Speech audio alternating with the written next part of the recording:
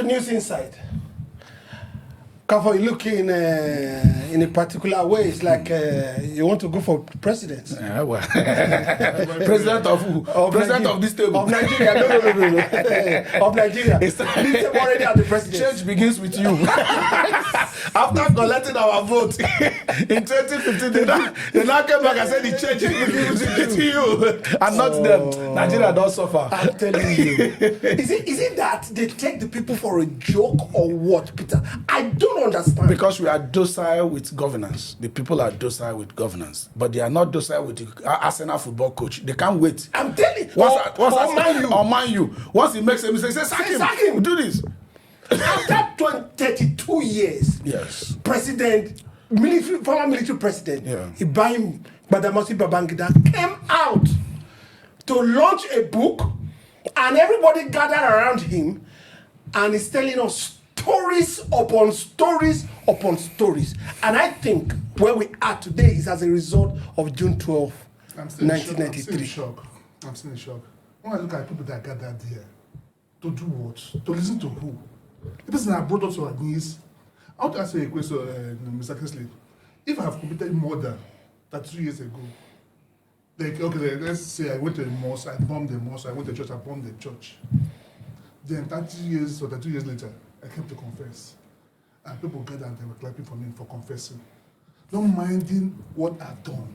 Do you know how many people that died? With the legal system, do you know how many people with the constitution? I was in Lagos with my family. We really survived accidents. Businesses were crumbled. Lives were lost. And we're here celebrating what? Clapping for what? Hating him for what? For killing Nigerians. For bringing Nigerians to the news. For crumbling this economy. Where we are today because of IBB. I'm not missing words. If destroy this country. Okay, so you see, it did for the good for Nigeria. Of good Nigeria. That was funny.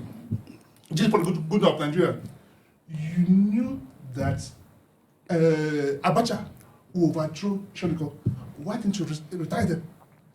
If you did it for Nigeria. Yes. Why didn't you remove those people? Before you did left. it for your selfish interest, brother. That's why you did it. Because you're trip. You come to gather people so that people will clap for you. You don't want to go to a grave with it. To me, that is what it is. You're not sorry about it. But he has not even told all of the truth. Okafor, let me come to you. Yeah. First of all, I'm appalled that so many of them came together to be clapping for IBB. No, IBB himself said that June 12 saga is probably his most challenging moment. And when he looks around, it appears to be his most painful moment.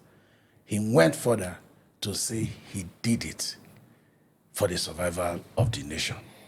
You see, since when has illegal process been used to keep a nation standing? People were not quick to question him. How many truths will it take you more 30 years to even bring out and still not regret?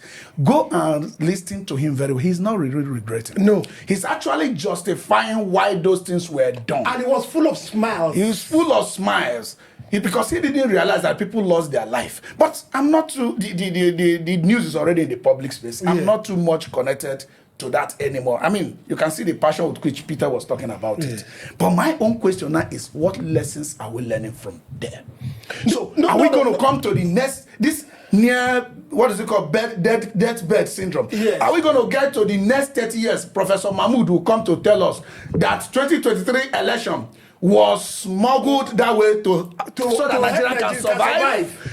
Are we going to wait till the next 32 years so the justices of the Supreme Court will come and tell us that they remove Abuja from being a special consideration in elections such that a president need not get 25% of Abuja anymore? To preserve democracy. Are we going to get to the next 32 years? Wike will come and tell us that the mutilated result he brought from Rivers State was to allow Nigeria to survive. Are we going to next 32 years for everybody in Nigeria who has suffocated this nation to come and tell us the reason why they did it and still go further to justify and say that was the best they could preserve do? the nation. This is nonsensical. It's an insult to the nation and it's insult to the current government. They have to call Babangida to question.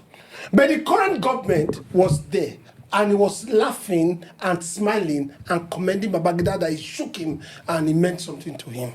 When he was an elected senator in that government and they were not inaugurated. They were not inaugurated. You see, people take things because now he's not in a better position, personally. So everything should die down. Everything should so die he has down. gotten what he wanted. This is more reasons why I said to fight for the future of the nation, it has to be the people. I kept saying it. It has to be the people because our elected leaders are so short-sighted. They are too short-sighted that they do not understand what survival of a nation means.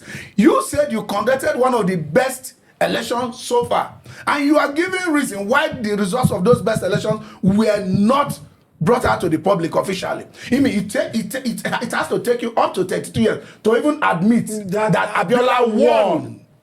Okay, let me come to Peter. You see, he created two political parties, SDP and NRC, built headquarters for them, right? Set up a near perfect structure for elections to take place. An election and the electionary process he used was the open ballot, something like that. Yes. Which looked as if it was the best we have ever gotten. Yes. And he came now and faulted it, but also it looks similar to what happened during Mahmoud. They said they were going to use beavers. Election was going to be transmitted. That is why I said, what lessons are we getting? Because me, I'm a forward person. Eventually, no matter what happens in this, if we still did not pick any lesson or we are not able now to pick any lesson from it, the future is as doomed, even worse than the past. For me, the lesson is here is clear. IBB has confessed to his crime. He should be charged. He's an owner. He wanted the best election in Nigeria. He has admitted to his crime. So he should do the time. So we should have a level playing field for every person. Everybody will be caught for doing Yahoo and he's tried. I mean, we have accepted, he has confessed for the whole world. So he should face the music to forestall this from happening again. So we create these monsters and we celebrate them. We are Nigerians. We're not above the law. He has confessed. He should do the time. For me, that's only justice here. He went for that to talk about Abiola's life probably being in danger. Yes. So if you're aware that there is a citizen that whose life is in danger, and you are aware of those by particular set of people, yes, rather than deal with those particular set of people, you decided to deal with that same person whose life was in danger. The person was incarcerated, was arrested, was forced to deny the election he won. The man said no. All of us will die someday. I would rather die defending this mandate. He died defending the mandate. And a coward has now come out after 32 years to say he did what he said he didn't do. And people were there clapping for him. What a nation, what a people. So the man that he was trying to preserve, the man still died for the same cause. So why did you give him so that he would have died? Now he has to go further to tell us who are those people. Exactly. Who said we are going to murder this person simply because he contested for election and won that election. And the man is a Nigerian. Babangida still owes us to tell us who those people are. Those people he was protecting Abiola from. Some people killed Delegua that he had denied, he knows nothing about. But that of Delegua, he denied it. He knows nothing about. After these 32 years, maybe we should give him more 10 years. That if he's still it took him 32 years to talk about this, so let's give him more 10 years or more 32 years. You see, this nation can't continue like this. The class of this untouchability should be eliminated. It shouldn't continue like this. We have no basis to not ask more questions. We have, let me just say, maybe by his age and all that, a lot of things, is picking on him. He's feeling it inside him. Let him come out and tell us. No, Okafor, I don't think he's feeling it. He has no regret, but he's under momentum. From his looks, yes, there was no regret. From his statements, there were no regrets. From the people's expression and praises, optimum praises for him, there was no regrets. For initiating incarceration that eventually led to the death of somebody that won the best election so far in the history of this country, and they are clapping for you. What a shame! Do you think that he's still maintaining his Maradona status? Because that's what he just did. You can see it He's now. meandering and going through everybody, and they were killing themselves to be at the book launch. Obasanjo was there. All of them, they were all there, and they were not saying that the person that was not important to be there was Obi. That Obi was not invited.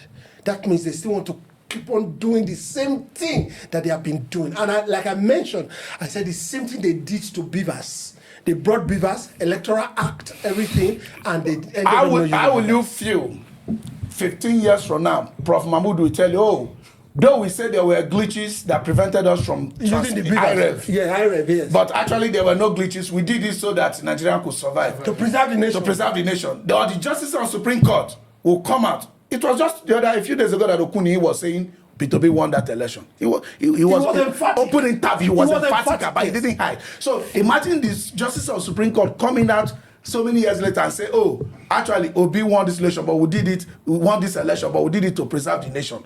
Imagine them coming out to say, oh, actually a president needed to have 25% of the votes cast in Abuja, but we did it to preserve. So how many illegalities have people done, or would they do, or intending to do, such that Nigeria can survive? Is the Nigeria a fabrication that can only survive by illegality or constitutional? You know, there's something that President Tinubu said during the acceptance speech or something like that, or inauguration. I think it was acceptance. He said, I know you did not vote for me. He said, but I'm your president now. That means you could come out boldly in the open. I think it was Yaradua. He said, I know the system that brought me was fault. No, that was different. That's what was different. He agreed that the system was flawed. He said, bet. As a matter of fact, Yaradua said if he lost the election as Supreme Court, he was not going to contest it. But this one, he said it and said, I know you did not vote for me. Well, let's claim he's probably referring to the fraction of those that didn't vote for him.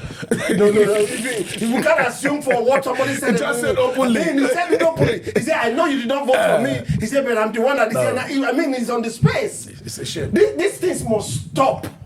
I think in case of Babangida, he needs to explain to us, at least, I don't know, I'm not in the shoes of the family, Abiola's children. Yes. I'm not in their shoes, so I can't speak for them. They are all alive, so they can speak for themselves. But as to the point it concerns us nationally, I think Babangida needs to explain to us who are those that were against Abiola, yes, that you were defending his life from. And as a matter of that, you think the best thing was to deny him what was due to him.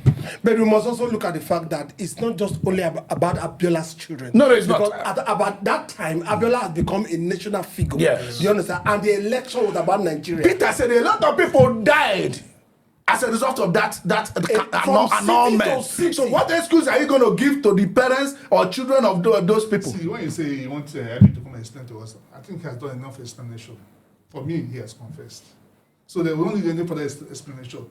Let's start with IBB. If this government is seriously serious about making people pay for their crimes, let's start from IBB. Let's not start from those boys on the street. It's a high-profile case. If you try IBB, everybody will sit up. Because if you don't, in 10 years, as you said, Mahmoud will come up with soul. Everybody will come up with soul. And they'll sell your books. They're making money for the books. The books will have their to be sold, and they'll make money. Then the one that wrote a book about the justice system in Nigeria, they went to the law and said the book should not be sold. The one that wrote of how he brought down Nigeria, yes, they are launching it. Well, that will be our last week. We'll be right back on News Insight.